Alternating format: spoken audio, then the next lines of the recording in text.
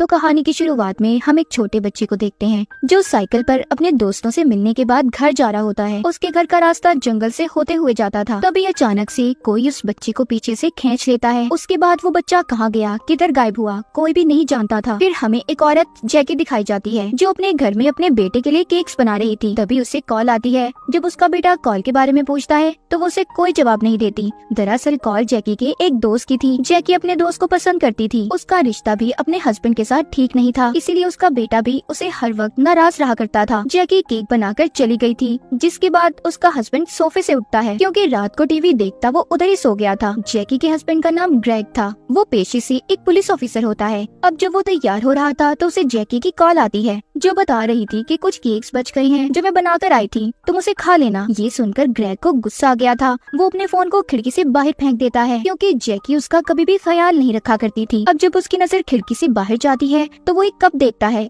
जिसमें बुझी हुई सिगरेट्स पड़ी थी। उसे लग रहा था कि शायद ये काम उसके बेटे का है। उसे अब अपने बेटे पर शक हो रहा था। खैर तैयार होने के बाद ग्रेग पुलिस स्टेशन जाता है जहाँ पर उसे उसी बच्चे के मिसिंग यानी कि लापता होने का केस मिलता है, जिसके बारे में हमने कहानी के शुरू में देखा था, जो जंगल से लापता हुआ था। उधर जैकी जब अपने घर में आती है तो उसे एहसास होता है कि उसके घर में कोई और भी है। अचानक से एक आदमी उसके सामने आ गया था और ये कहता है कि उसे उसके हस्बैंड ग्रेग ने खिड़की ठीक करने के लिए बुलाया था। अब जैकी उस आदमी से पूछती है तुम मेरे घर के अंदर कैसे आए, क्योंकि पहले से घर में कोई मौजूद नहीं था। तो वो बताता है कि दरवाजा आपकी बेटी ने खोला था जो बहुत अच्छे से बात कर रही थी। ये सुनकर जैकी हैरान हो गई थी क्योंकि उसकी तो कोई बेटी नहीं थी सिवाय एक बेटे के। उधर दूसरी तरफ ग्रेग को जंगल में ले जाया जाता है जहाँ से वो बच्चा गायब हुआ था। उन्हें वहाँ पर एक हरे रंग का चाकू मिलता है जो शायद उसी किडनैपर का था जो बच्चों को अगवा किया करता था। इधर ही ग्रेग एक ऑफिसर को बताता है कुछ सालों पहले की बात है, एक किडनैपर ऐसे ही छोटे बच्चों को अगवा करके मार दिया करता था, शायद उसी का ये काम हो। पर ऑफिसर कहता है नहीं, ऐसा नहीं हो सकता, उस किडनैपर को तो मैंने ही पकड़ा था और वो अभी भी जेल में बंद है। रात को घर पर खाना खाते हुए जैकी अपने बेटे से पूछती है क्या कल कोई वर्कर हमारे घर आया था। तो उसका बेटा उसे गुस्से से जवाब देता है हाँ शायद कोई आया हो जो आपका दोस्त होगा। इतना कहकर उसका बेटा वहाँ से चला जाता है। जैकी टीवी पर खबर सुन रही थी कि इस महीने जंगल से 2 बच्चे गायब हुए हैं। वो ये सब कुछ सुनकर टीवी को बंद कर देती है, मगर अचानक से टीवी फिर खुद ही चल गया था। न्यूज में बताया जा रहा था कि सब अपने बच्चों को घर से अकेले मत जाने दें। इसके बाद ग्रेग भी घर पर आ गया था। जैकी उससे कहती है कि जिस आदमी को तुमने खिड़की ठीक करने भेजा था उसने हमारे घर से सभी चांदी के बर्तन चुरा लिए हैं। और जाते हुए वो अजीब सी बातें कर रहा था, कह रहा था कि हमारी बेटी ने दरवाजा खोला था। ग्रेग उसकी बातों पर ध्यान नहीं देता और अपने कमरे में चला जाता है। जाते हुए वो देखता है कि जो तस्वीरें उन्होंने सीढ़ियों के पास लगाई हुई थी उनमें से एक तस्वीर गायब थी। वो अभी भी इन चीजों पर तवज्जो नहीं देता और अपने कमरे में चला जाता है। तभी कमरे में एक चूहा आ गया था। ग्रेग अब उसे पकड़ने उसके पीछे जाता है। वो चूहा उसकी अलमारी में चला गया था। जब वो उसे पकड़ने अलमारी के अंदर गया तो न जाने किसी ने अलमारी के दरवाजे को बंद कर दिया था। ग्रेग दरवाजे को जोर शोर से बजाता है। उसे लग रहा था कि शायद उसका बेटा उसके साथ मजाक कर रहा हो, पर वहाँ पर तो उसका बेटा था ही नहीं। तभी जैकी आकर दरवाजे को खोल देती है। बाहर आकर उसे पता चलता है कि उसका बेटा तो घर पर था ही नहीं, वो तो बाहर गया हुआ था। एक रात जैकी को अपने बेटे के कमरे से भी आवाजें आ रही थी। वो जाकर देखती है तो उसका बेटा देर रात तक गेम्स खेल रहा था। तभी जैकी को अपने बेटे के कमरे में बेड के नीचे अजीब सा मास्क नजर आता है। उस बारे में वो अपने बेटे से कुछ नहीं पूछती और चुपचाप बाहर चली आती है। रात को किसी ने ग्रेग के कंबल को नीचे उतार दिया था। जब सुबह होती है तो ग्रेग देखता है उसका बिस्तर गीला हुआ था। खैर अभी भी वो इन बातों पर तवज्जो नहीं देता। उसे पुलिस स्टेशन से कॉल आई थी, इसलिए वो जल्दी से तैयार होकर निकल जाता है। पुलिस स्टेशन पहुंचकर एक लेडी ऑफिसर उसे बताती है ये केस बिल्कुल वैसा है जैसा कुछ सालों पहले किडनैपर का था जो बच्चों को अगवा करके मार दिया करता था, मगर आज तक हमें उसका सही से पता नहीं चला। वहीं पर एक ऑफिसर कहता है उस किडनैपर के पास से 2 बच्चे भागे थे। मैंने उनसे पूछताछ भी की थी पर कुछ भी खास पता नहीं चला। अब ये उन भागे हुए बच्चों में से एक से मिलने चाहते हैं, मगर उसका किडनैपर ने इतना बुरा हाल कर दिया था, उसका दिमागी तवाज़ुन बिगड़ चुका था।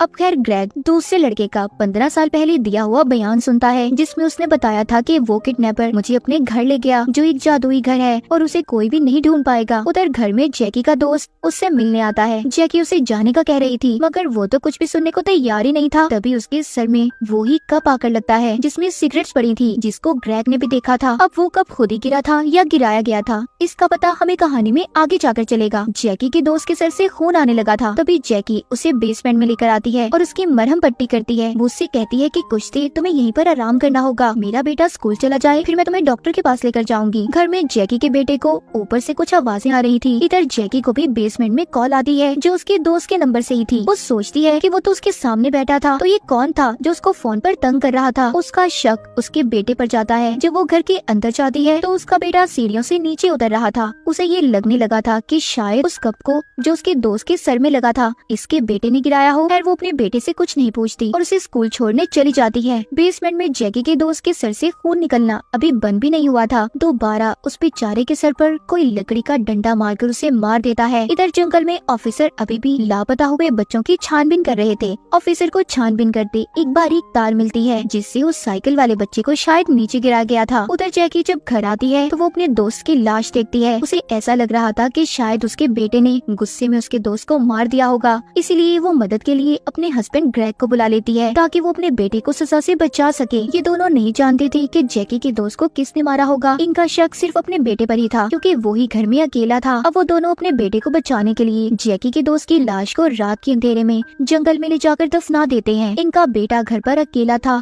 तभी उसके कंप्यूटर पर एक मैसेज आता है जिसमें लिखा था, क्या तुम जानते हो फ्रॉगिंग क्या होता है। जब जैकी का बेटा इस बारे में इंटरनेट पर सर्च करने लगा तो उसके पीछे कोई आ जाता है जिसने चेहरे पर मास्क पहना हुआ था। तभी जैकी और ग्रेग भी वापस घर पर आ गए थे। वो आकर देखते हैं कि उनका बेटा बाथटब में लेटा है। किसी ने उसके हाथ पाँव मुंह तक को बांध दिया था। वहाँ पर ग्रेग वही हरे रंग का चाकू भी देखता है जो किडनैपर बच्चों के पास अपनी निशानी के तौर पर छोड़ा करता था। जैकी जल्दी से अपने बेटे को हॉस्पिटल लेकर जाती है। ग्रेग उस इंसान का पता लगाने में लग गया था जिसने उसके बेटे की ऐसी हालत की थी। पुलिस स्टेशन में भी कॉल आती है, कोई किडनैपर के बारे में बता रहा था, मगर उस कॉल को ऑफिसर ट्रेस नहीं कर पाते। ग्रेग अपने घर में उसे ढूंढने लगता है। तभी अचानक से वही मास्क मैन जिसने इसके बेटे की ऐसी हालत की थी ग्रेग पर हमला कर देता है।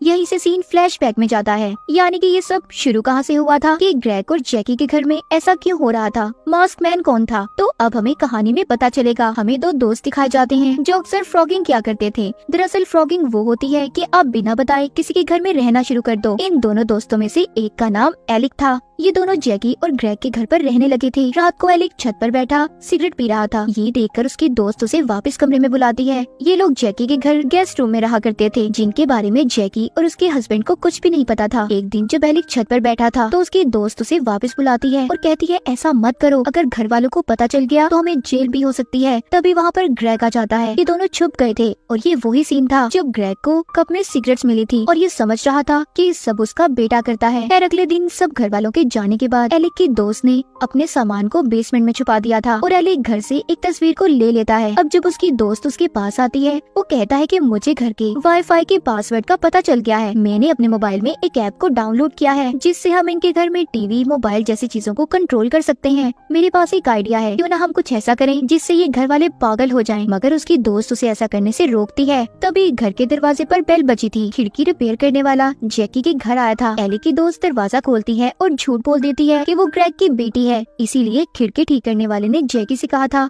कि दरवाजा आपकी बेटी ने खोला था। उधर एलिक ग्रेग की नींद की दवा को अपनी दोस्त की पानी की बोतल में मिला देता है ताकि वो किसी भी काम से उसे ना रोक पाए। उसी रात ये जंगल में लापता होने वाले बच्चों की खबर को भी सुनते हैं। एलिक की दोस्त जब उस पानी को पीती है जिसमें उसने नींद की दवा को मिला दिया था तो गहरी नींद में सो गई थी। अब एलिक अपना काम दिखाता है। वो जाकर टीवी को ऑन ऑफ कर रहा था। जैसे पहले हमने देखा कि जैकी डर गई थी, फिर वो ग्रेग को भी अलमारी में बंद कर देता है। मगर जब उसने वहाँ पर जैकी के आने की आवाज को सुना तो वो उन्हीं के बेड के नीचे जाकर छुप गया था। हमें ये भी पता चलता है कि वो मास्कमैन कोई और नहीं बल्कि एलिक था। उसी ने ग्रेग के ऊपर से कंबल को भी हटाया था। अगले दिन एलिक की दोस्त की जब नींद से आँख खुलती है तो एलिक छत पर बैठा हुआ था। वो उसे समझाती है, देखो ऐसा नहीं कर सकते, ये बस हमारा फन है, हम ये सब कुछ गलत कर रहे हैं उनके साथ। मगर एलिक कहता है, अभी तो ये सब शुरुआत है, मैं जब तक पीछे नहीं हटूंगा जब तक सब घर वाले पागल न हो जाएं। उसकी दोस्त कहती है, ठीक है फिलहाल अभी तो अंदर आ जाओ। तभी उसने कप को नीचे छोड़ दिया था जो जाकर जैकी के दोस्त के सर में लगा। जी हाँ, उस कप को भी एलिक नहीं गिराया था। उसकी दोस्त कहती है, ये क्या किया तुमने, वो लोग पुलिस भी बुला सकते हैं, अब हमें यहाँ से जाना होगा जब जैकी अपने दोस्त को बेसमेंट में ले गई थी तो एलिक को जैकी के दोस्त का गिरा हुआ फोन मिला था और यही था जो उस वक्त जैकी को कॉल कर रहा था। जब बेसमेंट में एलिक की दोस्त अपना सामान लेने आई तो उसने देखा वहाँ पर जैकी का दोस्त बैठा था जिसको अचानक से पीछे से आकर ग्रेग ने मार दिया था। जैकी के दोस्त का कत्ल किसी और ने नहीं बल्कि ग्रेग ने किया था क्योंकि उसकी बीवी जैकी उसे पसंद करती थी, इसीलिए उसने उसे मार दिया। ये सब एलिक की दोस्त ने भी देख लिया था। अब जब वो सामान लेकर जा रही थी तो उधर जैकी भी आ जाती है जो अपने बेटे को स्कूल छोड़कर आई थी। ये सब कुछ देखने के बाद एलिक की दोस्त वहाँ से वापस एलिक के पास आ जाती है। वो देखती है कि वो जैकी के बेटे को बांध रहा था। अब तो उसने अपनी हद पार कर दी। वो कहती है रुक जाओ नहीं तो पुलिस बुला लूंगी, तुम क्या कर रहे हो ये सब। इसी उसमें उसका पाँव फिसल जाता है और वो सीढ़ियों से गिरकर बेहोश हो गई थी। इसके बाद एलिक ने जैकी के बेटे को उठाकर बाथ टब में डाल दिया था। तो क्या इसका मतलब एलिक किडनैपर था? मगर 15 साल पहले जब बच्चे अगवा हो रहे थे तो उस वक्त एलिक की उम्र इतनी नहीं थी कि वो किसी को अगवा करता, तो अभी भी असल किडनैपर कोई और था। अब एलिक अपनी दोस्त को हॉस्पिटल ले जाने वाला था। वो उसको गाड़ी की डिक्की में डालता है पर तभी उधर जैकी और ग्रेग आ गए थे